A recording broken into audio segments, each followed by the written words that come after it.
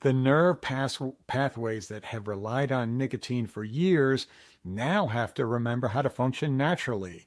Within 24 hours, you might notice physical symptoms like headache, trouble sleeping, feeling tired, muscle tension.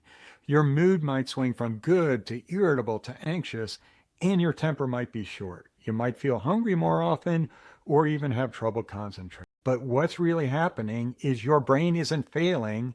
It's beginning a remarkable rebuilding process. Remember, nicotine was driving a lot of your body's systems. Those nerves need to wake up and figure out how to work without nicotine's control.